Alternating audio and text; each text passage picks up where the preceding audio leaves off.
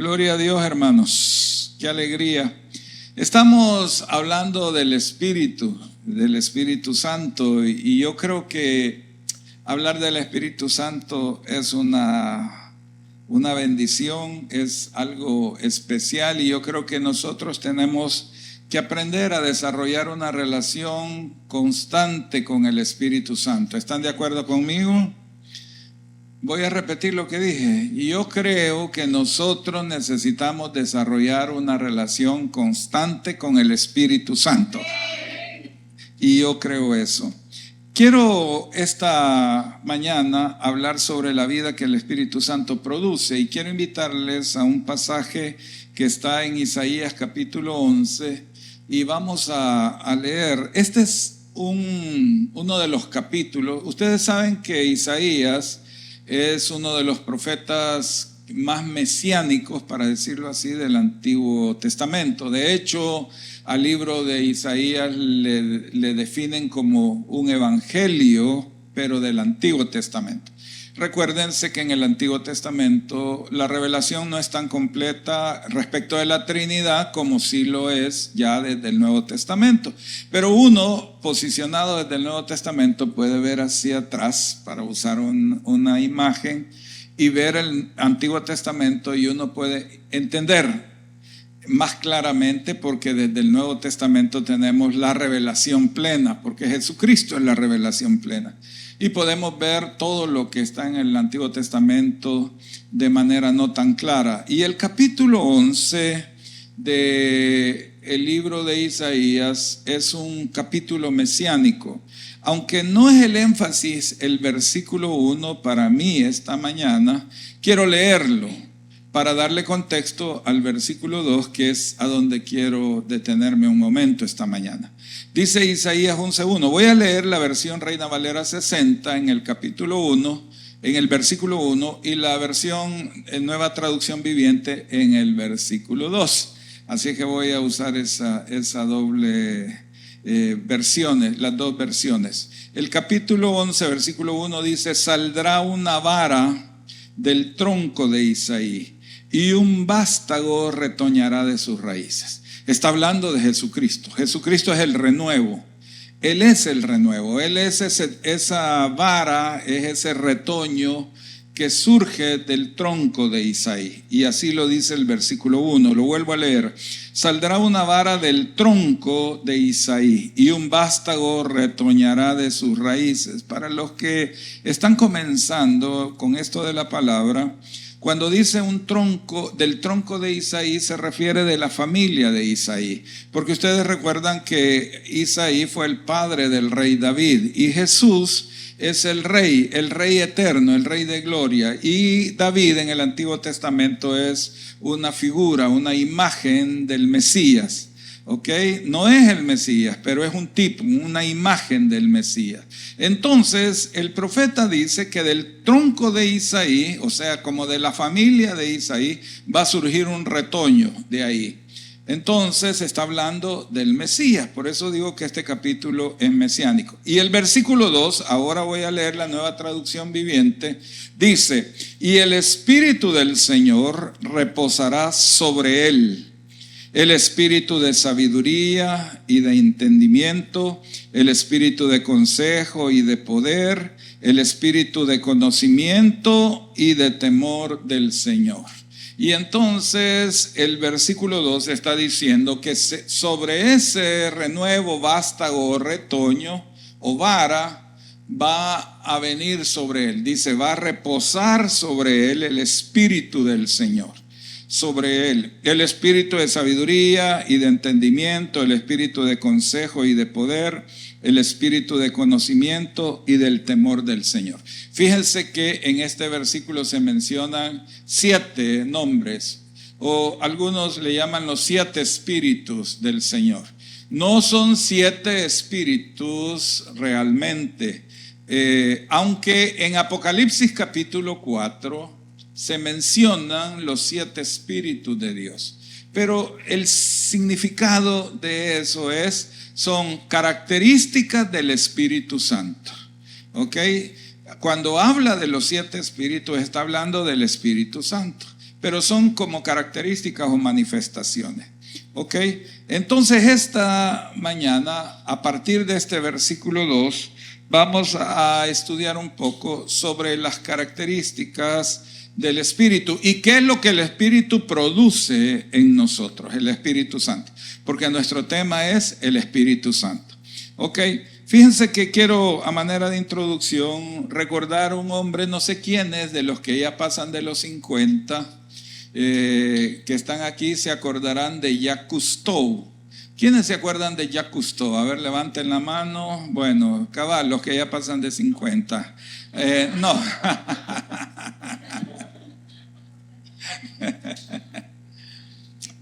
49 y medio. Más o menos. Bueno, Rodrigo, que está atrás de ti, es todavía más hipote, pero este es curioso quizás y ha visto las historias. ¿Te gustan las historias de Jacques Cousteau? Ok, para los que están más jóvenes y no saben, Jacques Cousteau fue un gran explorador de los océanos. Fue un hombre muy increíble. Él era un buzo profesional y montó una serie de expediciones a lo profundo del mar. Tenía una embarcación que se llamaba Calypso y tenía también un pequeño submarino llamado Calypso en el cual bajó a las profundidades. Él conoció y se metió a las profundidades del mar.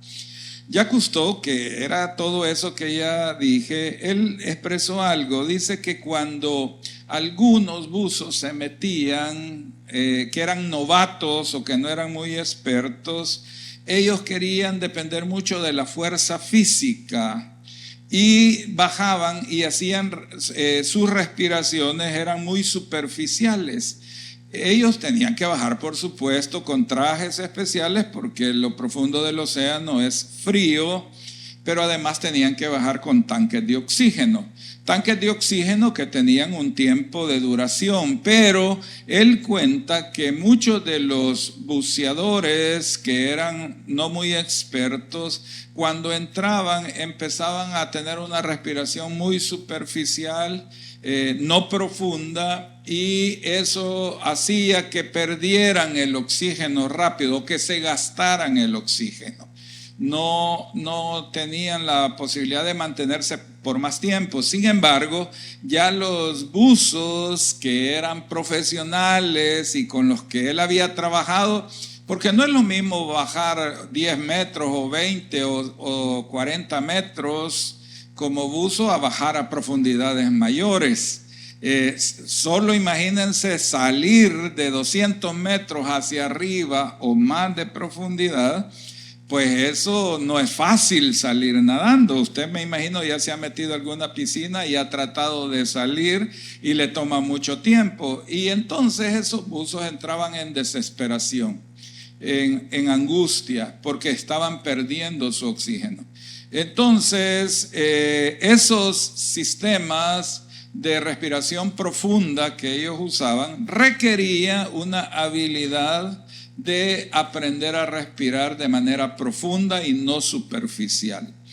Yo creo que ahí estaba la diferencia, según decía Jacques Cousteau, entre una persona experta y una persona inexperta. La habilidad de respirar de manera profunda a pesar de lo intimidante que era el inmenso océano. Yo les cuento de manera personal, a mí el océano me genera mucho respeto. O sea, yo al mar no me meto así nomás. O sea, yo me meto hasta donde puedo estar parado. De ahí para allá, no. O sea, yo le tengo mucho respeto. Pero esta gente está acostumbrada. Bueno, esta semana tuvimos una tragedia aquí en el país. No sé si se enteraron. Bueno, tuvimos muchos ahogados en el lago de Ilopango. Volcaron y hubo gente ahogada. O no sé si leí una noticia ahí atrasada. Porque eso pudiera suceder también, que haya leído las noticias de hace 20 años, pero hace 2 semanas fue. Ok, no fue esta semana, no, que hace 2 semanas. Vaya, entonces estoy algo atrasado. Es que a mí me llegan las noticias más. Entonces, y se ahogaron en el lago de Coatepec, de Ilopango, perdón. Dos barcas tuvieron un accidente y hubo varias gentes ahogadas. Yo creo que lo que decía Jacques Cousteau es justamente con esto de la gente que respira superficialmente y no logra manejar adecuadamente el oxígeno. Sucede algo parecido en la vida cristiana. Muchos creyentes intentan vivir la vida cristiana con sus propias fuerzas. Intentan vivir la vida cristiana a su manera y con sus propias fuerzas, y son superficiales en su relación con el Espíritu Santo. Y la vida cristiana, hermanas, simplemente es imposible vivirla si no es por el Espíritu Santo.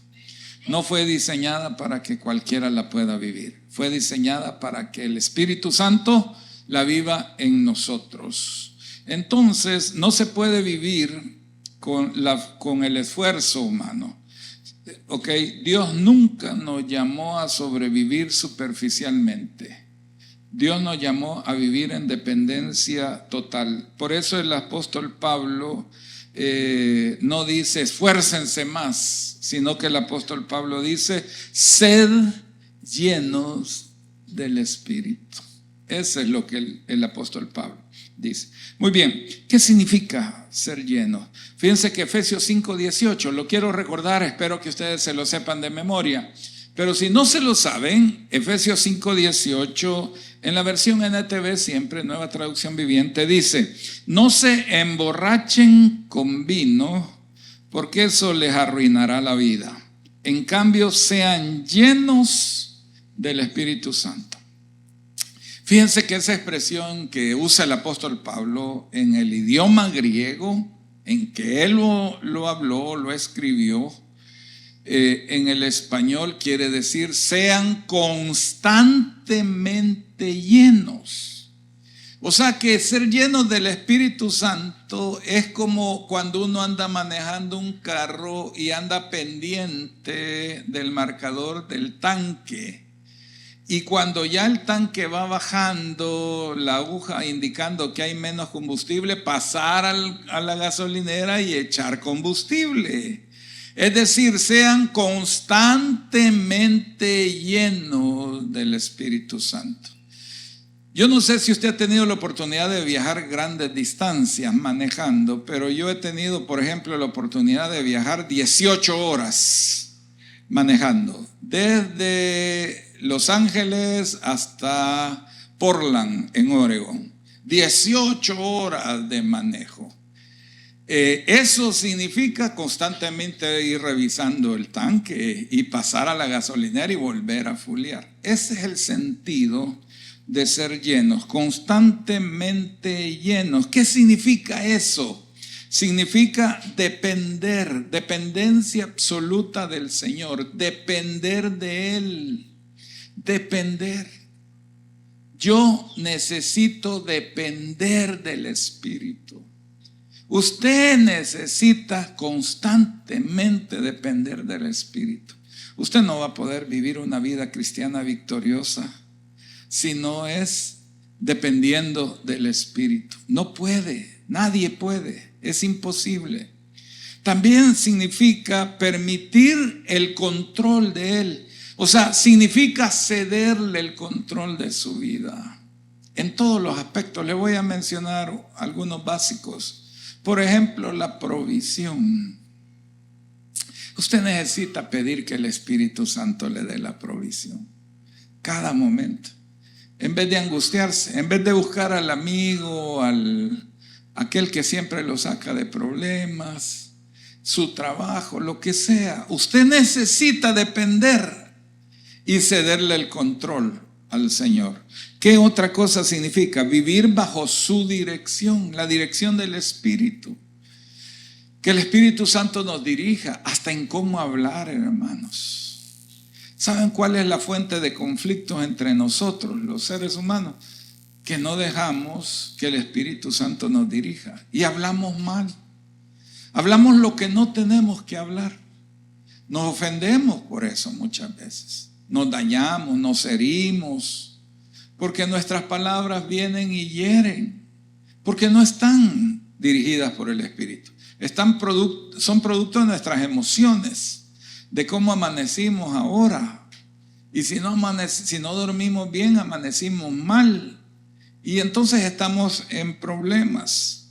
No se trata entonces solo de tener al Espíritu Santo en nosotros. ¿Cuántos tienen el Espíritu Santo en su vida? Levanten la mano si lo tienen. Si usted recibió a Cristo, tiene el Espíritu Santo en su vida. No solo se trata de tener el Espíritu Santo en la vida. Eso ya es el fundamento. Pero no se trata solo de eso, sino que el Espíritu Santo tenga el control de cada área de nuestra vida. Cada área de nuestra vida. Todas las áreas de nuestra vida. Que el Espíritu Santo tenga el control. Eso significa ser llenos. Constantemente llenos. Que el Espíritu Santo controle. Que yo esté seguro que cuando yo me levanto en la mañana, yo reafirmo y le digo: Señor, controla mi mente, mi corazón o emociones, aún mi cuerpo, contrólame. Hasta cuando me sirven el desayuno o me lo voy a servir. A ver cómo me lo sirvo, ¿verdad? ¿Cuánto, de qué y de qué me sirvo? Hasta eso, hermanos, necesitamos que Él nos controle. Entonces la llenura no es emoción. Alguna gente piensa que estar lleno del Espíritu Santo es sentir emociones. Yo no quiero decir de que las emociones no son importantes. Dios nos ha hecho seres emocionales.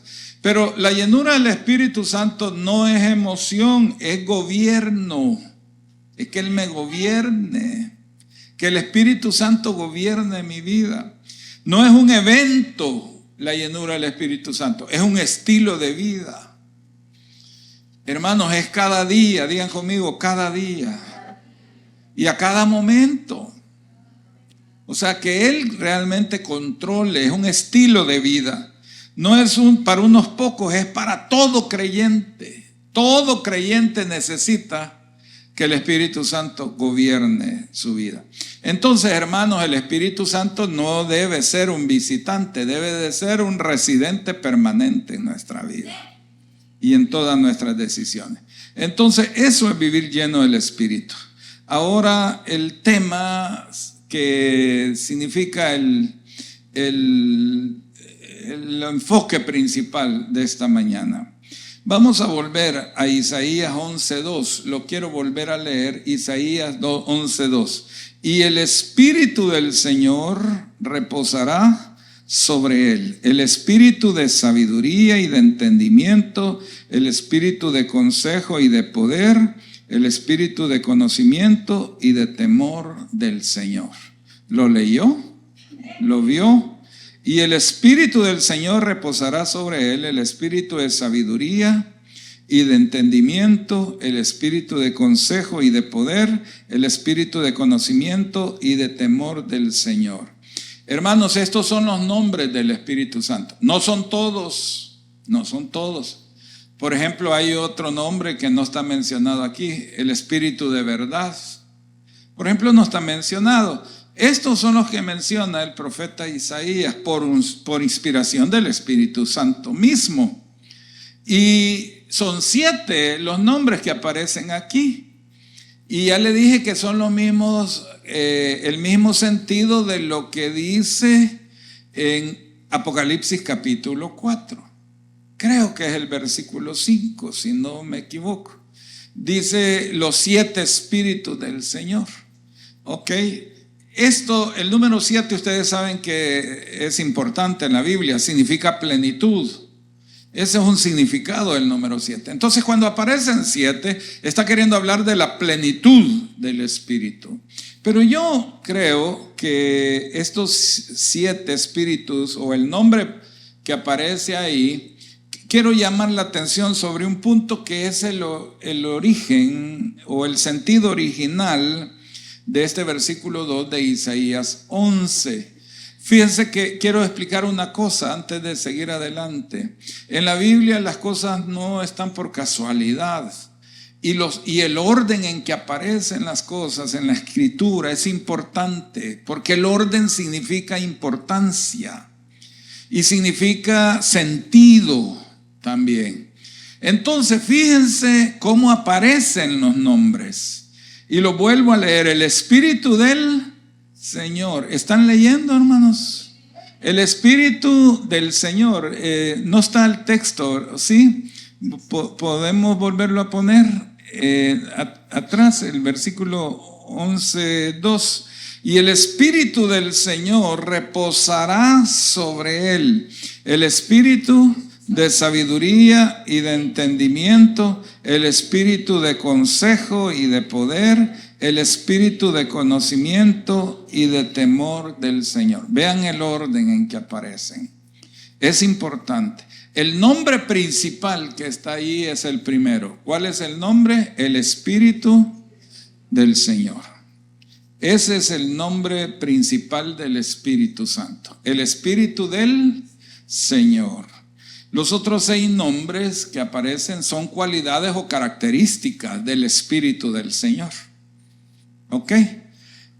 Fíjense que 2 Corintios, el apóstol Pablo, escribiendo a la iglesia de Corinto, eso es importante que lo revisemos. En 2 Corintios 3:17, ustedes se van a recordar cuando lo menciona el versículo. Tal vez la cita no ahorita, pero dice: porque el Señor es el Espíritu, y donde está el Espíritu del Señor, ahí hay libertad. Usted lo recordó, lo vuelvo a leer: porque el Señor es el Espíritu, y donde está el Espíritu del Señor, digan conmigo: el Señor es el Espíritu.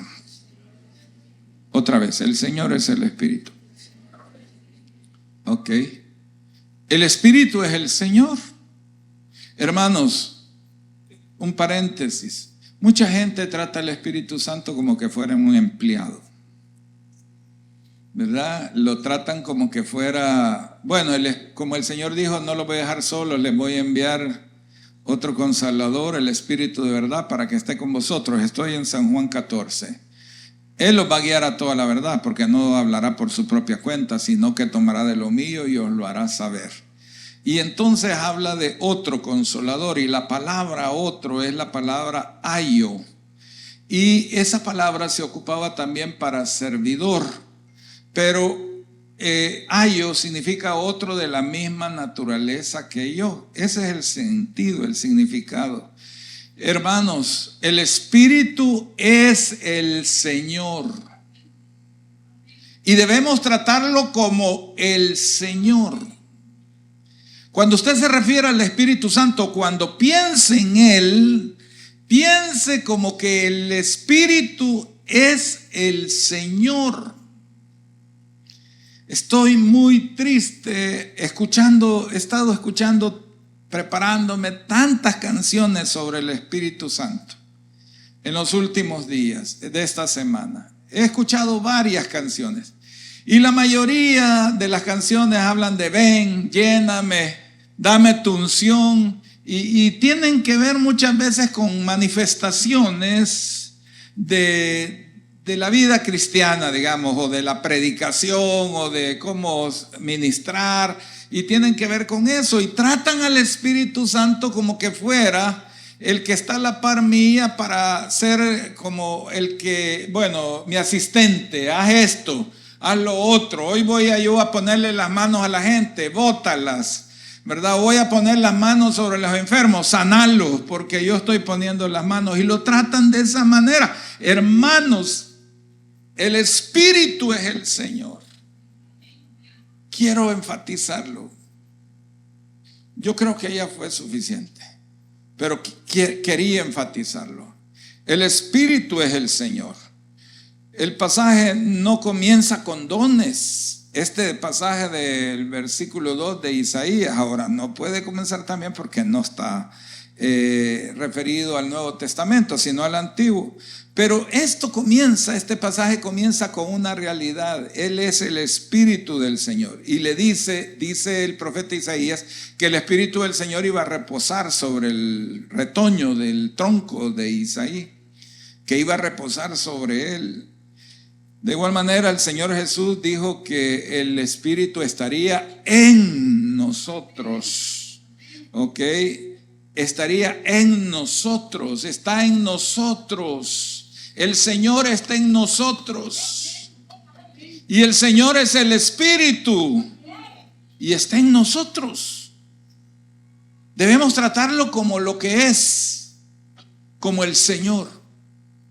Y debo de honrar su presencia y honrar su acción, porque Él está en mí no para glorificarme a mí, sino para glorificar a Cristo. Y eso dijo el Señor: Él me glorificará. Estando en ustedes me glorificará, porque tomará de lo mío y os lo hará saber. ¿Pueden decir amén, hermanos? Entonces, cuando el Espíritu gobierna, eso produce transformación en la vida. ¿Cómo se ve una persona que el Espíritu gobierna en él? Una persona transformada. ¿En qué se ve la transformación? En sus pensamientos, en sus palabras, en su conducta.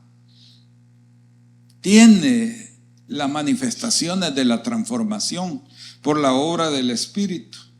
Entonces, fíjense que la transformación, digan conmigo, la transformación comienza de adentro para afuera. ¿Ok? Ese es el sentido de Romanos 12, versículo 2. Dice: no os conforméis a este siglo, sino transformaos por medio de la renovación de vuestro entendimiento, para que comprobéis cuál sea la buena voluntad de Dios, agradable y perfecta. La palabra transformaos es la palabra metamorfó, de donde viene metamorfosis. Y metamorfosis es un cambio de esencia. El gusano se vuelve mariposa. Ya no se arrastra, vuela. Ya no es feo, es bonito, es agradable, colores lindos. ¿Ok? Ya no se arrastra para comer la comida del suelo, vuela como mariposa tomando el néctar de las flores. Eso es metamorfosis. Es diferente, en esencia cambió. Ahora, ¿es posible esa metamorfosis por la fuerza humana? Imposible. Es imposible, simplemente imposible. No se puede. Ninguno puede cambiar si no es por la obra del Espíritu. Porque el Señor es el Espíritu, y donde está el Espíritu del Señor trae transformación y libertad. Entonces, ¿cómo comienza? Fíjense, sigamos leyendo ese Isaías capítulo 11, versículo 2. Dice, vuelvo a leerlo, yo lo leo para ustedes. Y el Espíritu del Señor reposará sobre él, el Espíritu de sabiduría y de entendimiento, el Espíritu de consejo y de poder, el Espíritu de conocimiento y de temor del Señor. Quiero detenerme con los tres primeros: espíritu de sabiduría y de entendimiento, espíritu de consejo. Fíjense que si le ponemos atención, lo primero que menciona es la obra interna del Espíritu. O se los cuento pues, esta mañana se los comparto. Lo primero que menciona, las tres características primeras que menciona de este Espíritu del Señor es, en primer lugar, espíritu de sabiduría. ¿Qué trae el Espíritu Santo cuando gobierna la vida? Lo que trae es sabiduría. Una mente que aprende a pensar como Dios. Entonces, si el Espíritu gobierna en nuestra vida, va a traer sabiduría, va a traer la mente de Cristo para que nosotros pensemos como Dios piensa. Es decir, que los pensamientos de Dios se instalen en nuestros pensamientos. Usando un lenguaje más común, se nos cambie el software. Que nos cambie. Que en vez de tener el software de la última revisión del siglo pasado, tengamos el software que ya tiene inteligencia artificial. ¿Ok? Que nos cambie la mente. Lo primero es sabiduría. Dice la palabra, si alguno de vosotros tiene falta de sabiduría, pídala al Señor, el cual se la va a dar, y en abundancia. ¿Y quién va a dar la sabiduría? El Espíritu en nosotros. Nos va a dar sabiduría. Ustedes y yo necesitamos sabiduría. Sabiduría para tomar decisiones, sabiduría para criar hijos, sabiduría para comenzar negocios, sabiduría para cuidarnos, sabiduría para dirigir empresas, sabiduría. Necesitamos sabiduría. Y el Espíritu Santo trae sobre nosotros sabiduría, porque su nombre es Espíritu de Sabiduría. Si usted tiene el Espíritu Santo, va a tener el Espíritu de sabiduría. ¿Y para qué me va a servir? Para tomar decisiones correctas y tener la mente de Dios y pensar como Dios. Alineados pues con la voluntad de Dios, porque nuestra mente es finita, pero el Espíritu Santo es eterno y está en nosotros y nos puede dar de esa sabiduría eterna.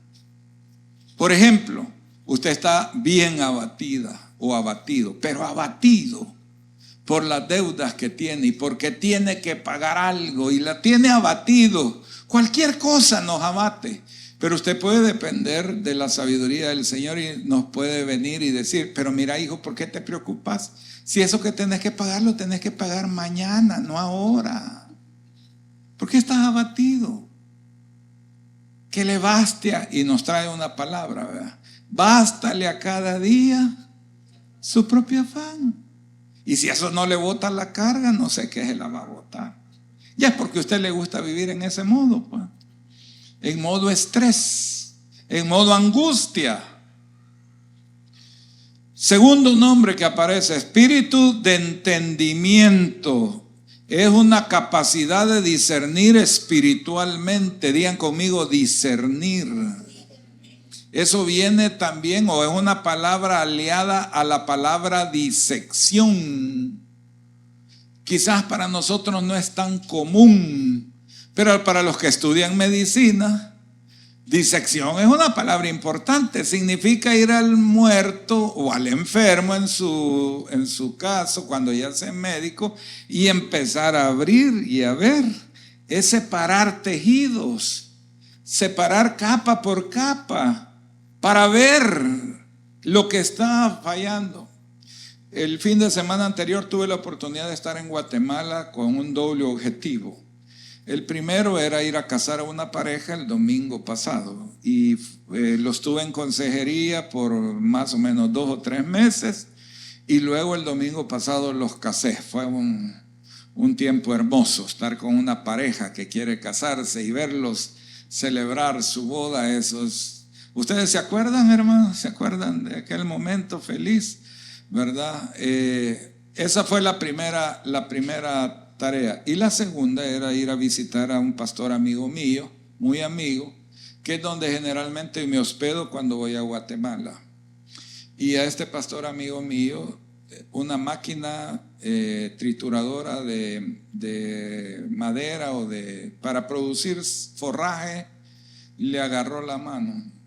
Él es zurdo y le agarró la mano izquierda. En el momento le arrancó el dedo medio.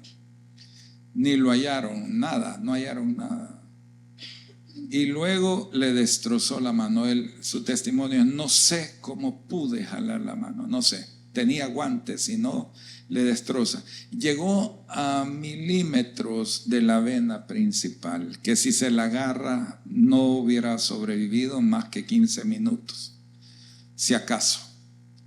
Llegó a milímetros. El Señor sabe lo que hacer y cómo hacer las cosas. pero su hijo me enseñó las fotografías, porque lo trataron estaba a 2 horas de distancia en la finca de él, a 2 horas de distancia de la ciudad del Petén, 2 horas de distancia, en carro, en camino de Lodazal. Y luego ahí un traumatólogo hizo la primera parte, salvarle la mano, que fue una gran tarea, pero después se lo llevaron en avioneta a la capital y allá lo trató un traumatólogo especialista en mano. No son muchos, pero me enseñó las fotos. Son unas cosas como que son tenedores así doblados para separar la mano totalmente, como que usted agarró una libra de carne y la golpeó con el mazo para ablandarla. ¿Ha visto? ¿Verdad? Eso. Así se veía. Y él reconstruyéndole la mano. Eso es diseccionar. Ok. El Espíritu Santo, ya quiten la cara de preocupación que tienen. Ya tiene la mano, ya está. Solo le han quedado 4 dedos, le arrancó totalmente el pedacito que había aquí y le dejó una mano de 4 dedos, casi completos, casi, no todos completos. Y ya, tiene su mano y va a ser funcional. El traumatólogo le dijo, mi tarea es dejarle la mano funcional. Ok. Y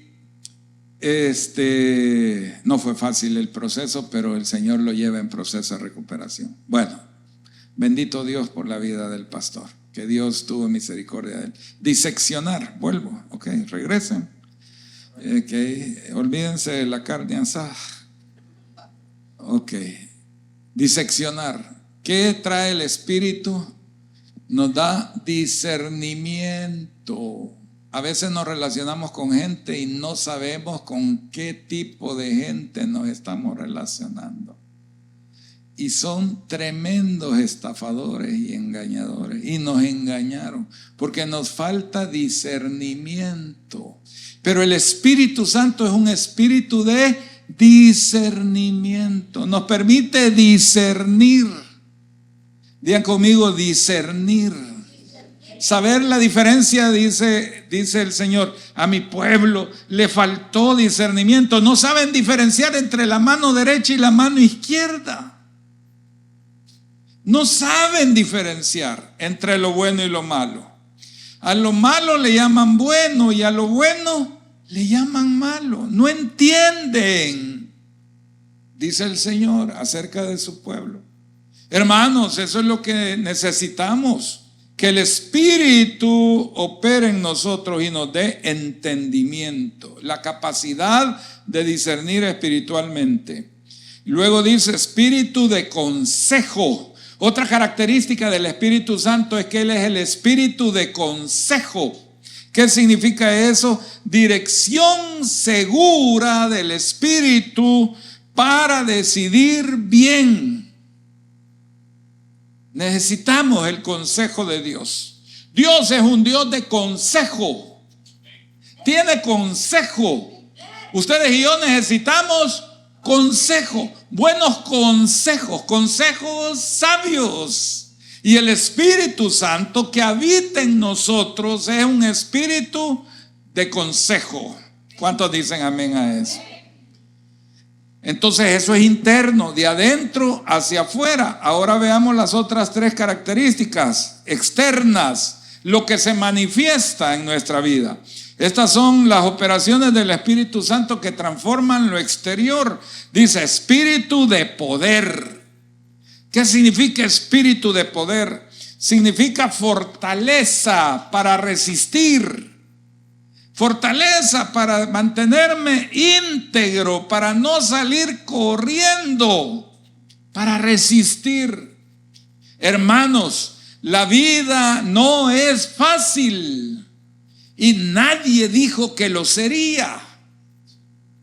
Ustedes y yo necesitamos una capacidad de resistir los embates, porque no tenemos lucha contra carne ni sangre, sino contra principados, contra potestades, contra gobernadores de las tinieblas, contra huestes de maldad en las regiones celestes.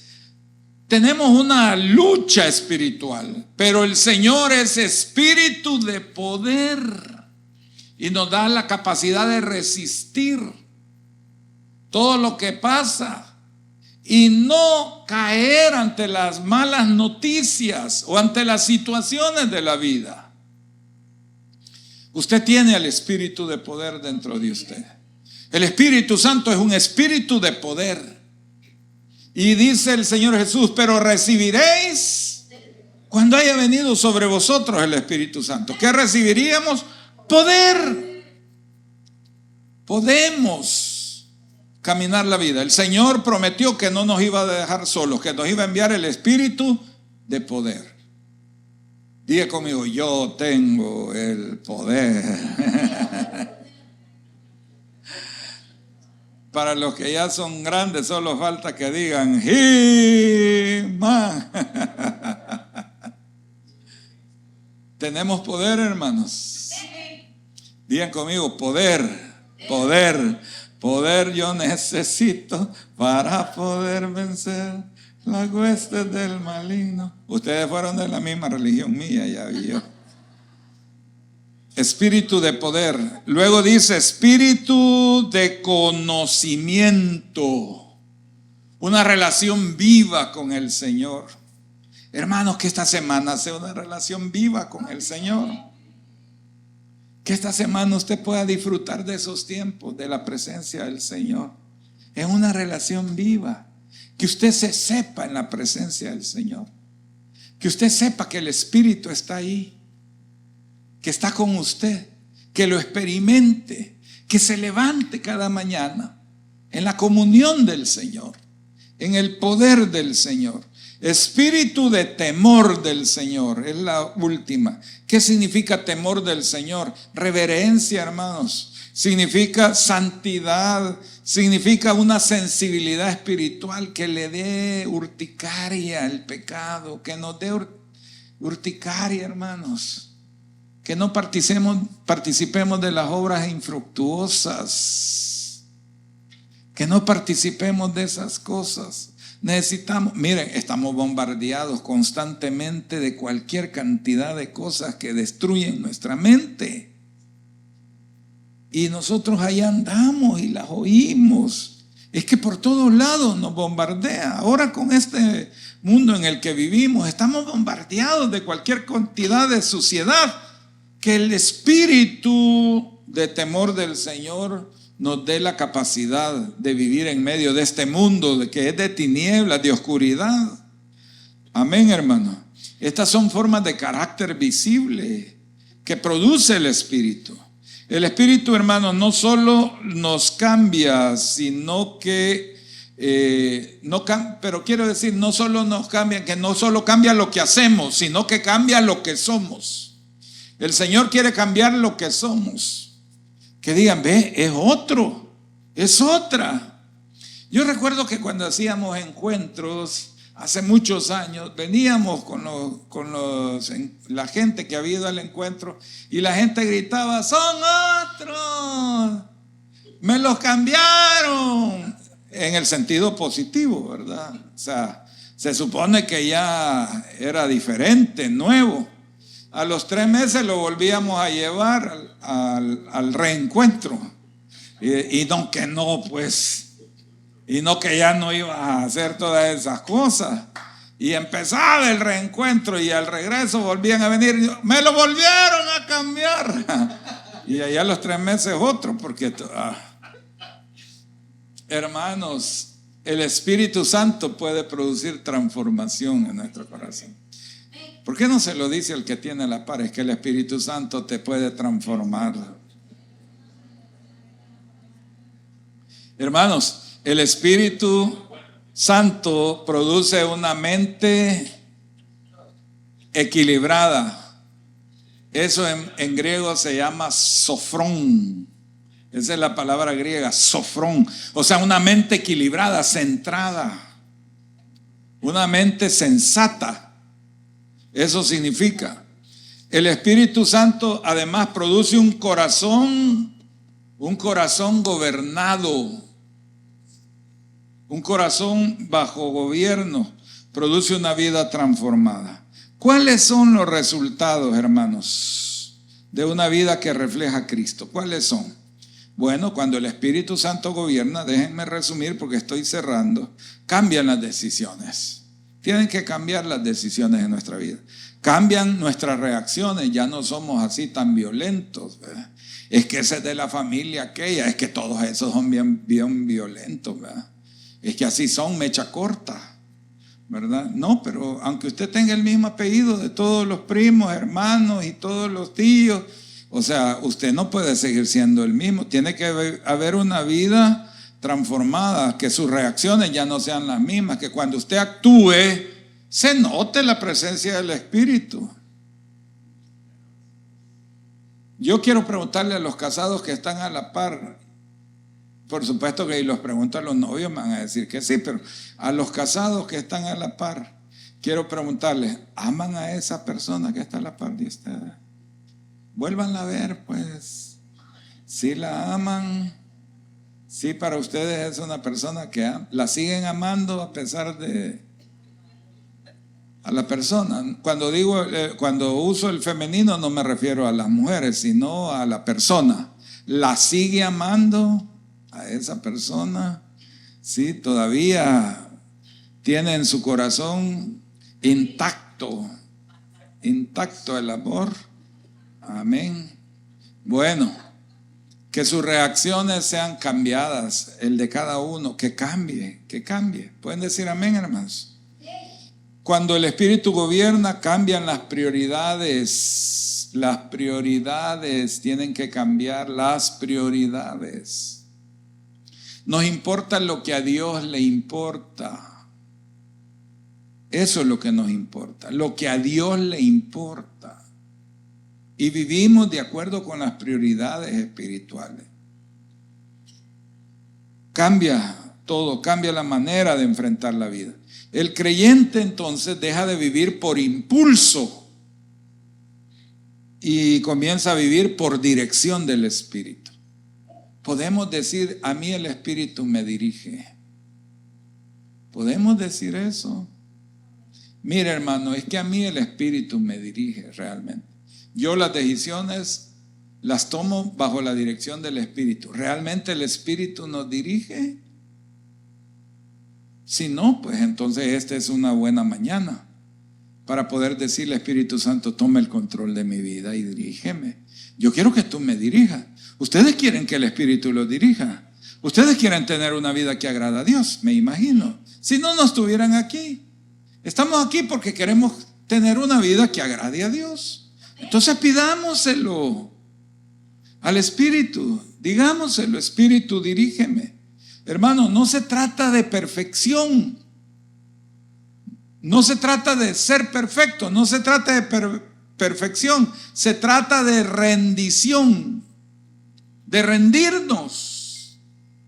De volvernos rendidos al Señor. De eso se trata. De ser sensibles. De dejar que Él gobierne. ¿Pueden decir amén, hermanos? Muy bien. Cerrando. Ahora, esta mañana, mi intención no ha sido solo enseñar o traer una enseñanza, sino que yo creo que esta mañana estamos frente a la invitación del Espíritu Santo, el Espíritu del Señor, porque el Señor es el Espíritu. El que nos habita es el Señor. Y el que nos habita es el Señor Espíritu. Está en nosotros. Él es el Señor y está en nosotros. Y la pregunta no es, hermanos, ustedes tienen el Espíritu. Esa no es la pregunta. Porque ustedes lo tienen. La pregunta es, la verdadera pregunta, ¿tiene el Espíritu la verdadera libertad de llenarlo y controlarlo? Hermanos, esta mañana les pregunto, ¿tiene el Espíritu la libertad para llenarlo y controlar su vida? Pueden decir, sí, Señor, tienes la libertad, lo puedes hacer, toma el control de mi vida, haz lo que tú quieres que sea. Muy bien, inclinen sus rostros. Cierren sus ojos y repitan conmigo: Señor, hoy no queremos solo saber más, queremos rendirnos más. Llena cada espacio de mi vida con tu espíritu. Gobierna mi mente, gobierna mis decisiones y gobierna mi camino. Señor, Señor Espíritu, produce en mí tu vida plena. Pueden levantar sus manos.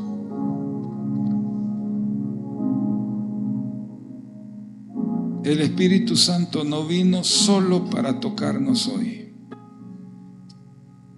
Si podemos usar esa expresión, vino, sino que vino para transformarnos hoy. El Señor Espíritu Santo quiere controlar, transformar nuestra vida, y para eso vino, para estar con nosotros. La vida llena del Espíritu no es una vida más intensa, sino una vida más dirigida por Dios. Él quiere dirigirnos cada momento. Señor Espíritu, gracias por tu presencia esta mañana en este lugar. Gracias porque tú tienes como propósito llevarnos a parecernos a Cristo, llevarnos a glorificar a Cristo en cada cosa que hacemos, en cada decisión. Gracias por el tiempo hermoso que nos has dado esta mañana, porque hemos disfrutado de tu presencia, hemos disfrutado de estar contigo, hemos disfrutado de alabarte y adorarte. Hemos disfrutado este tiempo, pero también disfrutamos de tu presencia en nuestra vida. Te agradecemos porque es tu propósito llevarnos en un proceso de transformación. Queremos que tú seas el Señor que gobierna nuestra vida. Y que al gobernar nuestra vida, nuestras decisiones ya no sean nuestras decisiones, sean tus decisiones en nosotros. Y ya no queremos vivir a nuestra manera. Queremos que tú vivas la vida que quieres que vivamos en nosotros. Y a través de nosotros ser de bendición los unos a los otros. Comenzando con nuestros cónyuges. Nuestros hijos, los que los tenemos, nuestros nietos, nuestros hermanos, hermanas, primos, primas, sobrinos, nuestra familia, pero también, Señor Espíritu, las demás personas que nos rodean, compañeros de trabajo, clientes, jefes, personas que nos rodean. Que esta semana tu señorío en nuestra vida traiga tal nivel de cambio que los demás puedan ser bendecidos. Espíritu Santo, gracias. Yo te agradezco porque tú estás en nosotros y porque eres el Señor en nuestra vida. Gracias. Te agradecemos. Levanten sus manos. Que el Señor te bendiga y te guarde. Que el Señor haga resplandecer su rostro sobre ti y tenga de ti misericordia. Que el Señor alce sobre ti su rostro y ponga en ti paz. Que te haga 1000 veces más de lo que ahora eres. Que te bendiga como te lo ha prometido. Que el Señor sea escudo alrededor de ti. Que sea tu gloria y el que levanta tu cabeza. Te quiero declarar bendecido, bendecida. Quiero declarar que la gracia del Señor se derramará en tu vida esta semana. Quiero declarar que esta semana vas a ver al Señor moverse, vas a ver al Señor actuar, vas a ver al Señor producir lo que tú no puedes. Él lo hará en ti y a través de ti. El Señor va a abrir la puerta que necesitas que se abra. El Señor se va a encargar de responder. El Señor se va a encargar de proveer. El Señor se va a encargar de llenarte con lo que tú necesitas y más de lo que necesitas.